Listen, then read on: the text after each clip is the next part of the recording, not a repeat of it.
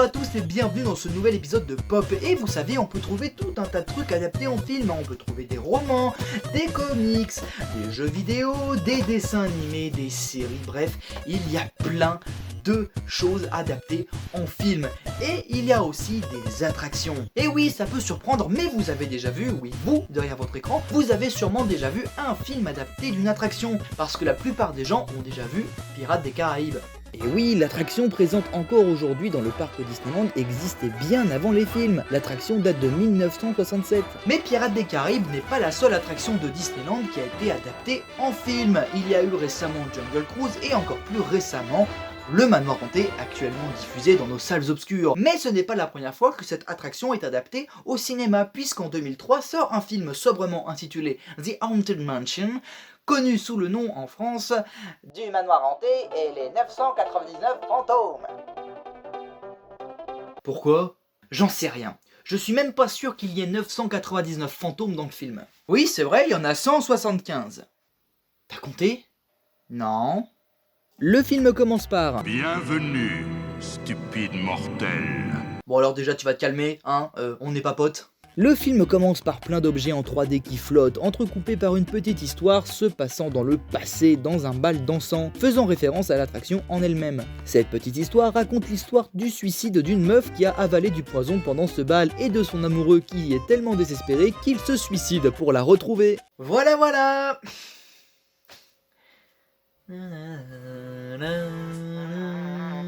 Moi j'adore Disney, c'est vraiment magique, il y a de belles histoires vraiment féeriques. Et nous nous retrouvons dans le futur où un livreur se retrouve devant ce même manoir après avoir pris peur à cause d'un courant d'air qui fait...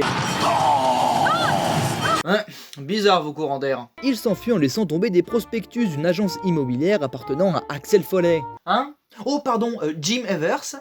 On retrouve donc le héros du film en train de vendre une maison à la psychologue de Lucifer et au partenaire de Calloway dans The Mask. Jim est très impliqué dans son travail, il enchaîne des rendez-vous avec des gens de plus en plus relous. Anniversaire de mariage, anniversaire de mariage, anniversaire de mariage, anniversaire de mariage, anniversaire. Mais vous allez fermer vos gueules ? En rentrant, Jim se fait engueuler par sa femme parce qu'il est jamais là. Ce brave Jimmy a donc l'idée de partir avec toute la famille pour le week-end, histoire de lâcher prise. On fait donc la rencontre de son fils, Michael, qui a peur des araignées et lit des magazines porno. Et c'est une information importante. De quoi, les araignées ou le porno ? Et Megan, qui est l'ado trop blasé de la vie, quoi, VDM, trop la loose. T'as déjà fait cette vanne. Ah merde, on tourne déjà en rond ?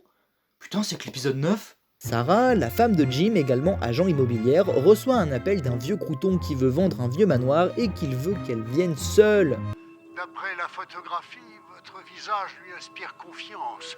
Concernant votre mari, son avis est différent. Tu dis ça parce qu'il est noir ? Tu me dégoûtes, va. Mais elle aussi, elle est noire ? Ah oui.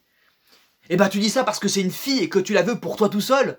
Tu me dégoûtes, va, gros dégueulasse. Mais bien joué pour la manœuvre.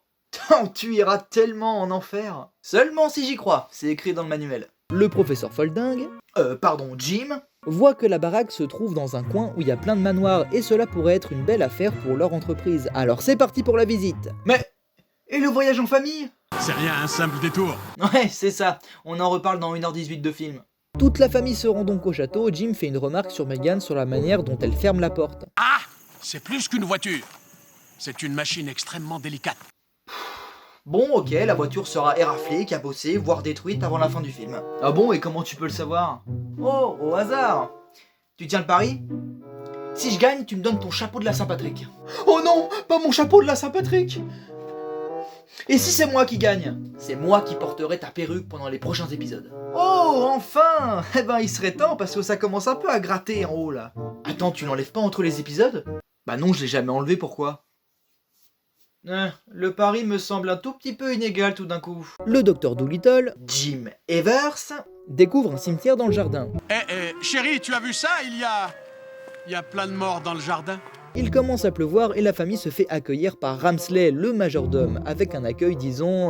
Nous n'avions invité personne d'autre. Froid. Mais cela n'atteint pas le moral de Jim. Veuillez accepter avec mes hommages ce calendrier waterproof exclusif. Ouah, la chance, un calendrier waterproof exclusif. J'espère qu'on peut le mettre dans l'eau. Ils font la rencontre d'Edward Gracie, le propriétaire. Vous avez de très beaux enfants, Madame Evers. Je les ai légèrement chromosomés aussi. Avec sa bite. Non mais là je pense que tout le monde avait compris. Eh, tu oublies ton public extraterrestre qui ne sait pas comment les humains se reproduisent. Bande de gros dégueulasses. Bref, tout le monde passe à table, Gracie drague Sarah et Ramsley fait une annonce dramatique. La tempête a fait enfler le fleuve. Il n'y a plus de piles dans la télécommande. Le fleuve ayant envahi toute la route à cause de la tempête, les Evers sont contraints de passer la nuit dans le manoir. Sarah et le prince Hakim, Jim, se disputent dans la chambre à cause de l'entêtement au travail de Jim. Sarah s'en va et Ramsley revient chercher Jimmy pour parler avec Gracie. En attendant le maître des lieux, Jim découvre un passage secret dans une bibliothèque. un classique j'ai envie de dire. Alors ni une ni deux, Jim s'engouffre dans le passage qui se referme derrière lui. Les enfants découvrent La boule magique. et décident de la suivre. En cherchant Jimmy, Sarah tombe sur Gracie. Ramsley a une sainte horreur du désordre. Ouais, il m'a semblé un peu strict. C'est pas flagrant. Jim essaye de savoir où il est. C'est sûrement un termite. Oui, bien sûr Jim. Pendant ce temps-là, La boule magique. emmène Megan et Michael jusqu'au portrait caché d'une femme qui ressemble comme deux gouttes d'eau à leur mère. Oh non, sérieux, ils nous font le coup du fantôme qui kidnappe la meuf juste parce qu'elle ressemble comme deux gouttes d'eau à sa petite amie d'il y a 200 ans? Nous on se croirait dans un épisode d'Esprit Fantôme. Qui se souvient d'Esprit Fantôme? C'était trop bien. Dites-le si vous vous en souvenez dans les commentaires. Les enfants se font repérer par les domestiques qui leur apprennent que ce portrait représente Elisabeth. Qui ça? Attends. Lan Jim? trouve Léota, la bohémienne, qui le fait virevolter dans tous les sens en citant une énigme. Il va falloir changer. Il faut d'abord que je change de slip. Eh ben c'est pas gagné. La bohémienne lui dit qu'il faut que Jim conjure le sort, il arrive à s'enfuir et retrouve ses enfants qui apprennent alors à Jim que les gens qui vivent dans le manoir sont des fantômes et qu'il faut les aider. Gracie raconte l'histoire qu'on a vue dans le générique du début, on apprend alors que la fille qui a bu le poison était Elisabeth et qu'elle a bu le poison car elle était amoureuse de Gracie, mais vu qu'ils n'étaient pas de la même caste, leur union était impossible. Et Gracie du coup est bien l'amoureux qui se suicida. Enfin ça il lui dit pas, mais nous on sait lire entre les lignes. Son âme hante encore ces lieux. Très subtil. Pendant ce temps-là, Jim résume l'intrigue du film. Vous dites que ce type est mort et enterré et qu'il nous a seulement fait venir ici pour faire crac-crac avec ma femme? Ah oui, c'est comme ça que le film est résumé sur IMDb. La bohémienne leur dit que pour conjurer le sort, la vérité doit éclater et pour ce faire, il faut trouver une clé qui ouvre on ne sait pas quoi. Cette clé se trouve dans une crypte anonyme dans le cimetière. Alors Jim et les enfants se rendent dans le jardin à la recherche de la vérité. Et ce jardin est infesté de fantômes. Je vois des gens qui sont morts. J'ai la ref! J'ai la ref! Jim et les enfants tombent sur des bustes qui chantent Oh, sur le pont d'Avignon, Nidan. Encore une ref à l'attraction, il y en a eu plein depuis le début mais je vais pas toutes les citer non plus. La clé que je dois trouver est à l'intérieur du mausolée, les mecs.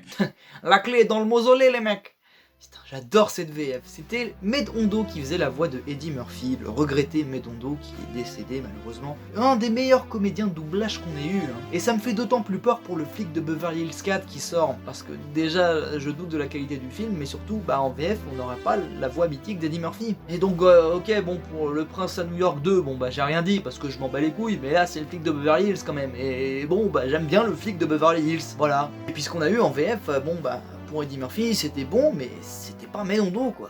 Bref, les Evers trouvent le mausolée abandonné et Jim entre donc dans le mausolée les mecs et cherche la clé. Il la trouve mais réveille par la même occasion les habitants de cette même crypte. Jim et Megan s'enfuient mais la porte se referme. Il demande à Michael qui était resté dehors d'ouvrir la porte mais il ne peut pas car la porte est remplie de porno. Et non, c'était les araignées qu'il fallait retenir. Merde, je me suis encore fait avoir. Michael affronte sa peur et ouvre la porte. De retour devant la bohémienne, elle lui dit de récupérer La malle. tout ça pour ouvrir un coffre. Ok, donc vous pouviez faire tout ça pour trouver la clé, ou alors...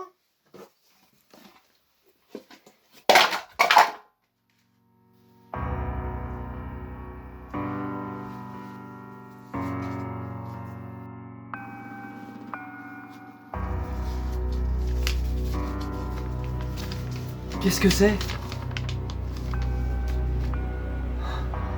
Comme Léota l'avait dit, dans la malle se trouve la vérité. Jim emporte Léota avec elle et il trouve La malle. vite fait bien fait dans le grenier. À l'intérieur se trouve une lettre écrite par Elisabeth qui disait qu'elle comptait se marier avec Gracie depuis le début. Elle ne s'était pas suicidée, quelqu'un a donc donné une fausse lettre à Edward pour lui faire croire qu'elle s'était quickée elle-même. Et ce quelqu'un n'est autre que Ramsley. Alors là, Je suis abasourdi. Ramsley explique donc qu'il a tué Elizabeth avec du poison car Edward allait renoncer à sa fortune et à son titre pour être avec elle. Ramsley a donc fait venir Sarah pour guérir la blessure de Gracie, ce qui devrait libérer tous les fantômes de leur errance sur Terre. Le majordome enferme les enfants dans La malle. et jette Dave Mincheng Putain, Jim Evers?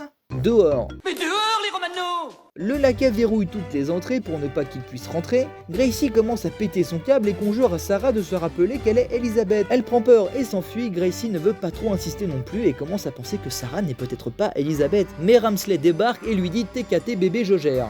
Ramsley rentre dans la chambre et menace Sarah d'aller se marier avec Edward sinon il s'occupera des enfants. Vous oseriez. Bien sûr que non, voyons. Oh, bah t'as rien à craindre alors. Sarah accepte donc à contre-cœur de se marier et la cérémonie commence. Léota vient remonter le moral à Jim qui prend sa voiture et défonce le mur de la baraque. Ton chapeau! Au revoir mon bien-aimé. La puissance de l'Irlande sur le sommet de ma tête. Jim sauve les gosses et interrompt la cérémonie. Jim Evers de Evers & Evers Immobilier dévoile donc toutes les manigances de Ramsley à Gracie qui demande donc au majordome de s'expliquer. Devrons-nous encore longtemps écouter les calembredaines de ce fou furieux? Calembredaine? Non mais ça va pas? Y a des enfants qui regardent. Ramsley avoue tout et passe en mode démon. Là, il y a un dragon de feu qui sort de la cheminée, il s'empare de Ramsley qui embarque avec lui Jim, mais heureusement, Edward sauve Jimmy juste à temps pour voir Ramsley brûler en fond vert. Je veux dire en enfer. Malheureusement, Sarah a eu le temps de boire un peu de poison avant que Jim n'interrompt le mariage, et elle meurt. Voilà. Putain, j'adore Disney. Mais qui c'est qui revient? La boule magique. Qui prend possession du corps de Sarah, qui ouvre un portail vers le ciel. Sarah se soulève Il n'y a pas de Dana. Ici, il n'y a que Zoul. et passe en mode Jésus. Et en fait, la boule magique, c'était Elizabeth qui est libérée depuis que la vérité a éclaté. Les deux amants s'embrassent, ce qui laisse un peu Jim dans l'embarras, puisque bon, c'est sa femme. Elizabeth sort du corps de Sarah qui revient à la vie. Edward donne l'acte de propriété du manoir aux Evers et s'envole. Vers l'infini. Avec sa dulcinée, toutes les âmes sont libérées et toute la famille se remet en route en voiture en emportant avec eux Léota et les bustos qui chantent. Mais pourquoi? Je ne sais pas. Mais c'est la fin du manoir hanté et les 999 fantômes. C'était un film avec Eddie Murphy qui prend toute la vedette, mais bon, ça reste Eddie Murphy. Personnellement, je ne suis pas fan de ce film, même si je trouve quelques vannes drôles par moment. Et le fait de prendre Eddie Murphy pour faire du Eddie Murphy, ça passait peut-être bien dans les années 80, j'adore ça, parce que j'adore le flic de Beverly Hills, mais là, on est en 2003 quoi. Et à part Shrek, Eddie Murphy commence une sorte de descente aux enfers avec des comédies pas ouf. Et pourtant j'aime bien, appelez-moi Dave. Si, je vous jure. Les vannes sont un peu lourdes, genre. Il faut d'abord que je change de slip. Bon, au moins j'aurais gagné quelque chose à regarder ce film. Quoi donc? Un super chapeau! Je n'ai pas dit mon dernier mot, tu sais. En attendant, tu devrais peut-être regarder dans le chapeau.